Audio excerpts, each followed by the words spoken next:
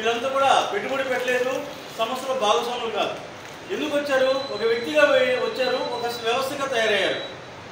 So ఇప్పుడు కూడా మన గవర్నమెంట్లో తోడుగా చెప్తున్నాను, ఈరోజు మన దగ్గర సబ్జెక్ట్ తెలిసిన వాళ్ళు ఉన్నారు. మన దగ్గర ఆ సబ్జెక్ట్ తెలిసిన వాళ్ళు ఉంటేనే అద్భుతాలు చేయగలుగుతాం. ఎందుకంటే ఒక ప్లానింగ్తో చేయాలి. ఏదైనా చేస్తే ఆ ప్లానింగ్ లేకుండా ఊరికి ఎలా పడితే అలా వెళ్ళామంటే మాత్రం సక్సెస్ కాలేము.